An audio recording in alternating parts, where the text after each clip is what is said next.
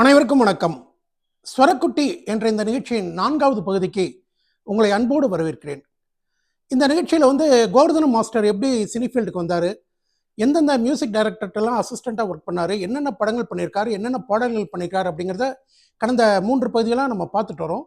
அதனுடைய தொடர்ச்சி தான் இந்த பகுதி. இந்த நிகழ்ச்சிக்கு தொடர்ந்து ஆதரவு அளித்து வரும் நல்ல உள்ளங்களுக்கு இந்த நேரத்தில் மீண்டும் என் நன்றியை தெரிவித்துக் கொள்கிறேன்.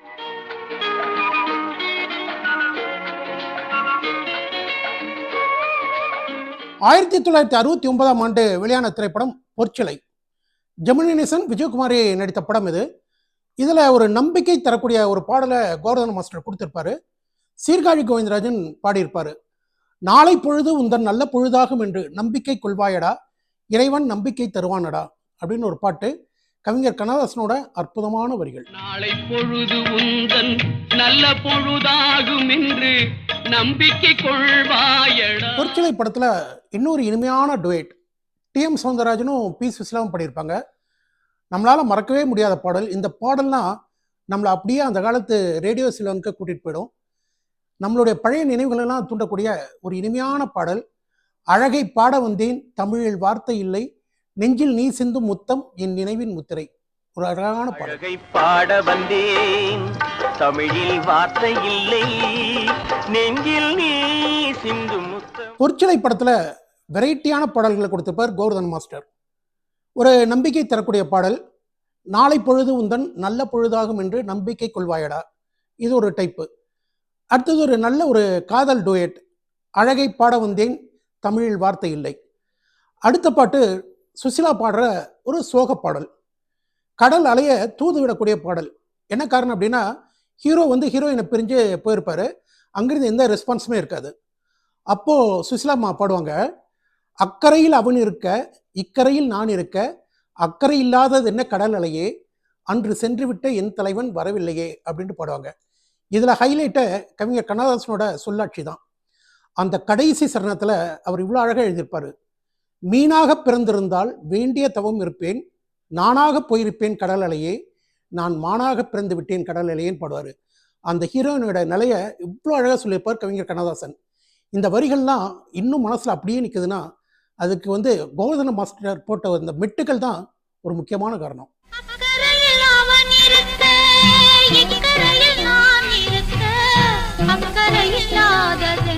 களத்தூர் கண்ணம்மா படத்தை ஏவிஎம் நிறுவனம் தெலுங்குல ரீமேக் பண்ணியிருப்பாங்க 1969ஆம் வருஷம். படத்தின் பேர் மூக நோமு. களத்தூர் கண்ணம்மா படத்திற்கு சுதர்சன மாஸ்டர் இசையமைச்சிருப்பாரு. அதை தெலுங்குல ரீமேக் பண்ணும்போது கோவர்தன மாஸ்டர் இசையமைச்சிருப்பாரு. தமிழ்ல ஆடாத மனமும் ஆடுமேங்கிற பாட்டு இருக்கு இல்லைங்களா, அந்த காட்சிக்கு தெலுங்குல இடம்பெற்ற பாடல் காட்சி இது.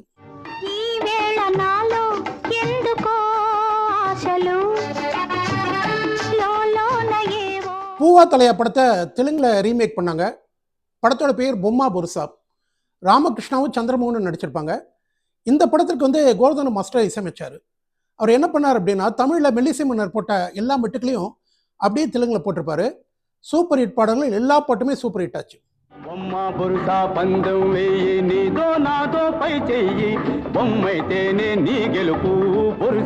கோவர்தனத்துக்கு சிவாஜி கணேசன் படத்துக்கு இசையமைக்கக்கூடிய ஒரு வாய்ப்பு 1969ஆம் ஆண்டு கிடைச்சது. படத்தோட பேர் அஞ்சல் பெட்டி 520. சிவாஜி கணேசன், சரோஜாதேவி, நாகேஷ் நடிச்சிருப்பாங்க. Direction T N. பாலு. இதுல டி.எம். சௌந்தரராஜன், எல்.ஆர். ஈஸ்வரி பாடிய ஒரு இனிமையான டுயட் 10-16 முத்தம் முத்தம். 10-16 முத்தம் முத்தம் தொட்டு தரும் பாவை பட்டு கண்ணம். சிவாஜி, நாகேஷ், சரோஜாதேவி நடித்த அஞ்சல் பெட்டி 520 திரைப்படம் ஒரு காமெடி திரைப்படம். இதுல பி. சுசிலா பாடிய ஒரு பாடல், திருமகள் என் வீட்டை தேடி வந்தாள் அப்படின்னு. இந்த பாட்டு படம் வந்த சமயத்துல ஹிட்டான ஒரு பாடல்.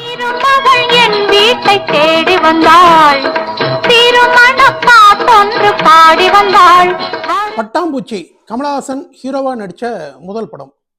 இந்த படத்துக்கு இசையமைத்தவர் பி. ஸ்ரீனிவாசன். இவர்கிட்ட அசிஸ்டண்டா கோவர்தன மாஸ்டர் ஒர்க் பண்ணாரு. இந்த படத்துல எத்தனை மலர்கள் தாவும் பட்டாம்பூச்சின்னு ஒரு பாட்டு இருக்கு. அதே போல சர்க்கரை பந்தலில் தேன்மழை பொழியுதுன்னு. இந்த பாடல்கள்லாம் படம் வந்த சமயத்துல ஹிட்டான பாடல்கள். இந்த 2 பாடல்லையுமே கோவர்தன மாஸ்டரோட பங்களிப்பு இருக்கு. பொழியுது அந்த சாகச கலைகள். 1976ஆம் ஆண்டு வெளியான திரைப்படம் வரப்பிரசாதம். இந்த படத்துக்கு இசையமைத்தவர் கோவர்தனம். அவருக்கு உதவியாக இருந்தவர் வந்து இளையராஜா. இளையராஜாக்கும் கோவர்தனம் மாஸ்டருக்கும் ஒரு அக்ரிமெண்ட் இருந்தது. அதுபடி வரப்பிரசாதம் படத்துக்கு வந்து இளையராஜா அசிஸ்டண்ட்டாக ஒர்க் பண்ணார். அதே போல் இளையராஜா இசையமைத்த முதல் படம் அன்னக்கிளியில் வந்து அவருக்கு அசிஸ்டண்ட்டாக கோவர்தனம் மாஸ்டர் ஒர்க் பண்ணார். இதில் ஒரு அருமையான டுயட் ஜெயஸ்தாஸும் வாணி ஜெயராமும் பாடியிருப்பாங்க. புலவர் புலமை பித்தனை எழுதியிருப்பார். கங்கை நதியோரம் ராமன் நடந்தான். இது ஒரு சூப்பர் ஹிட் பாடல். கங்கை நதி ஓரம் ராமன் நடந்தான், கண்ணின் மணி சீதை. 1962ஆம் ஆண்டு பாசம் படத்தில் தொடங்கி 1971ஆம் ஆண்டு புன்னகை படத்தோட ரீரிகார்டிங் வரைக்கும் ஏறக்குறைய 250 படங்களுக்கு மெல்லிசை மன்னர் எம்.எஸ். விஸ்வநாதன்கிட்ட கோவர்தனம் அசிஸ்டண்ட்டாக ஒர்க் பண்ணியிருக்காரு. மெல்லிசை மன்னரை பொறுத்த வரைக்கும் என்ன அப்படின்னா, அந்த ரெக்கார்டிங் டைமில் அவர் ரொம்ப ஸ்ட்ரிக்டாக இருப்பார். அவருக்கு நிறைய கோவம் வரும். ஒரு சின்ன தப்பு நடந்தால் கூட கோவம் வரும். அதெல்லாம் வந்து அந்த ரெக்கார்டிங் முடிகிற வரைக்கும் தான். ரெக்கார்டிங் முடிஞ்சிருச்சுன்னா எல்லாரையுமே சமாதானப்படுத்தி தான் மெல்லிசை மன்னர் அனுப்புவார். புன்னகை படத்தோட ரீரிகார்டிங் நடந்துட்டு இருக்கும்போது அடிக்கடி வந்து கரண்ட் கட் ஆகிட்டே இருந்திருக்கு. அதனால் மெல்லிசை மன்னர் வந்து கொஞ்சம் டென்ஷனாகவே இருந்திருக்காரு. இந்த நேரத்தில் கண்டக்டிங்கில் வந்து கோவர்தன மாஸ்டர் ஏதோ தப்பு பண்ணிட்டாரு. உடனே மெல்லிசை மன்னர் வந்து சத்தம் போட்டிருக்காரு. மெல்லிசை மன்னர் சத்தம் போடும்போது கூட கே பாலச்சந்தரும் இருந்திருக்காரு டைரக்டர். இது வந்து கோவர்தனத்துக்கு ஒரு மாதிரி ஃபீல் ஆயிருக்கு.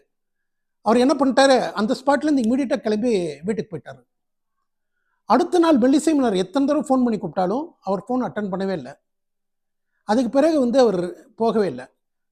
இந்த மாதிரி ரெக்கார்டிங் டைமில் சண்டை நடக்கிறது சேர்றது இதெல்லாம் வந்து ரொம்ப சகஜமாக நடக்கக்கூடிய ஒரு விஷயம். ஆனால் அவர் அன்னைக்கு கோச்சிட்டு வந்தது ஏன் அப்படின்னு எனக்கு புரியல. அடுத்த நாள் வந்து மெல்லிசை மன்னர் அத்தனை தடவை கூப்பிட்டும் இவர் ஏன் போக மாட்டேங்கிறாருன்னு எனக்கு தெரியாமல் போச்சு அப்படின்னு அவங்க மிஸ்ஸஸ் சொல்லுவாங்க.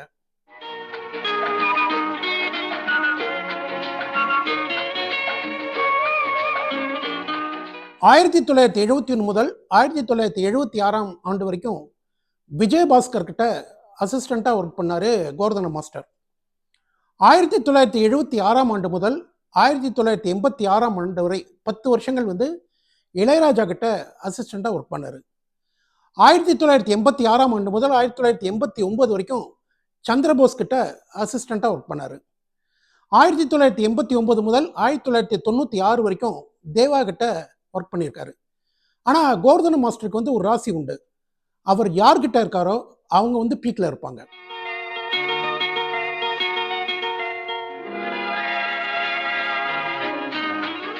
கோவர்தன மாஸ்டர் வந்து சேலத்தில் தான் இருக்கார் அப்படிங்கிற விஷயம் வந்து 2009ஆம் ஆண்டு என்னுடைய நண்பர் பிரசாத் மூலமாக எனக்கு தெரிய வந்தது.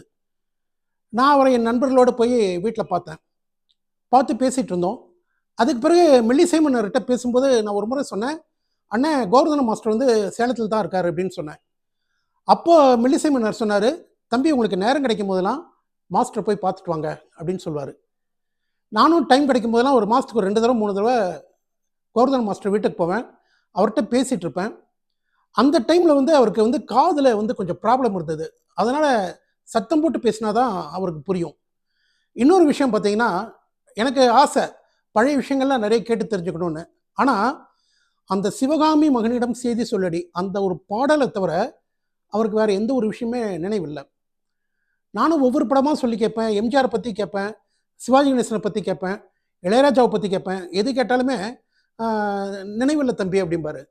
ஆனால் பட்டணத்தில் பூதம் பாட்டை பற்றி பேசினா எப்போ பேசினாலும் அவர் அந்த டைமில் எப்படி டியூன் பட்டாரோ அதை அப்படியே பாடி காட்டுவார். நான் சென்னைக்கு போகும்போதெல்லாம் மெல்லிசை மன்னர் வந்து எங்கிட்ட விசாரிப்பார், கோவர்தன மாஸ்டர் எப்படி இருக்கார் அப்படின்னு. பொதுவாகவே மெல்லிசை மன்னர் எம்.எஸ். விஸ்வநாதன் எல்லாரையுமே வஞ்சனை எல்லாம் பாராட்டுவார். அவருக்கு வந்து ஒரு பாட்டு பிடிச்சிருச்சுன்னா அது எத்தனை மணியாக இருந்தாலும் அந்த மியூசிக் டைரக்டரை கூப்பிட்டு பாராட்டுவார். ஒரு உதாரணத்துக்கு சொல்லணும் அப்படின்னா, நைட்டு ஒரு 9:30-10 மணிக்கு சிற்பி அவர்களை கூப்பிட்டு பாராட்டியிருக்காரு. என்னென்னா, கொட்டாப்பாக்கும் கொழுந்து வெத்தலையும் பாட்டு வந்து கேட்ட உடனே அவருக்கு பிடிச்சிருக்கு. உடனே அந்த நைட் டைமில் சிற்பிக்கு ஃபோன் பண்ணி பாராட்டியிருக்காரு. இந்த மாதிரி எல்லாரையுமே வந்து ஒரு வஞ்சனையே இல்லாமல் பாராட்டக்கூடியவர். அவர் வந்து ஒரு தடவை கோவர்தன மாஸ்டரை பற்றி சொன்ன ஒரு விஷயம் என்ன அப்படின்னா, கோவர்தன மாஸ்டர் வந்து என்னை விட 100 மடங்கு ஞானஸ்தன். இது வந்து மெல்லிசை மன்னர் சொன்ன வார்த்தை. இதை என் நண்பர்கிட்ட சொல்லியிருக்காரு. அதாவது எப்படி சொல்லியிருக்காரு பாருங்க, என்னை விட 100 மடங்கு ஞானஸ்தன் கோவர்தனம் அப்படின்னு சொல்லியிருக்காரு. மெல்லிசை மன்னர் எம்.எஸ். விஸ்வநாதனுடைய புகழ் பாடுறதுக்காக msvtimes.com அப்படின்னு ஒரு இணையதளத்தை ஆரம்பிச்சிருந்தோம். அதனுடைய 4வது ஆண்டு வந்து 2010 நடந்தது நிகழ்ச்சி. அந்த நிகழ்ச்சியில் வந்து கோவர்தனம் மாஸ்டரையும் கிட்டாரிஸ்ட் பிலிப்ஸையும் கௌரவப்படுத்தணும் அப்படின்னு அவங்க முடிவு பண்ணியிருந்தாங்க.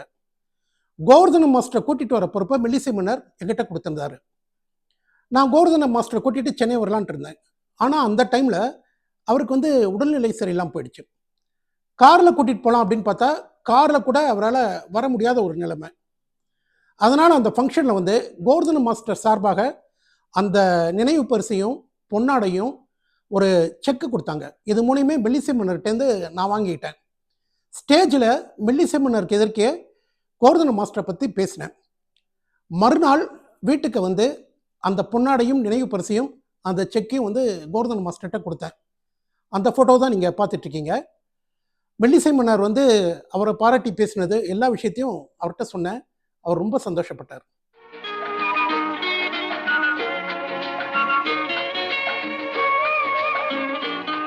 கோவர்தனம் மாஸ்டர் பொருளாதார ரீதியாக கொஞ்சம் கஷ்டப்பட்டு இருக்கார் அப்படிங்கிற ஒரு செய்தியை வந்து நியூஸ் 7 சேனலில் சொன்னாங்க.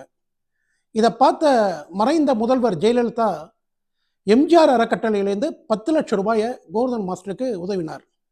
அதை ஒரு ஃபிக்ஸட் டெபாசிட்டாக போட்டு அந்த வட்டி அவருக்கு கிடைக்கிற மாதிரி ஏற்பாடு பண்ணாங்க. அந்த ஃபிக்ஸட் டெபாசிட் ரெசிப்டை வந்து அன்றைய நெடுஞ்சாலைத்துறை அமைச்சரும் முன்னாள் முதல்வருமான எடப்பாடி பழனிசாமி அவர்கள் எடுத்துட்டு வந்து கோவர்தனம் மாஸ்டருக்கு வீட்டிலேயே கொடுத்தாரு.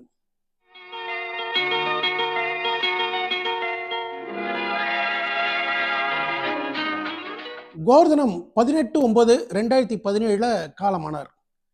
அவர் தமிழில் இசையமைத்த படங்கள் வெறும் 8 படங்கள் தான். ஆனால் சிஆர் சுப்ரமணியன்லேருந்து ஆரம்பித்து தேவா வரைக்கும் எல்லா இசையமைப்பாளர்களிடமும் அவர் அசிஸ்டண்ட்டாக ஒர்க் பண்ணியிருக்காரு. அது வந்து நூற்றுக்கணக்கான படங்கள் இருக்கும். எல்லா இசையமைப்பாளர்களின் வெற்றிக்கு பின்னாலேயும் கோவர்தனம் இருக்கார் அப்படிங்கிறது வந்து மறுக்க முடியாத ஒரு உண்மை. கோவர்தனத்தின் பாடல்கள் என்றும் நம்மோடு கலந்திருக்கும். நன்றி, வணக்கம்.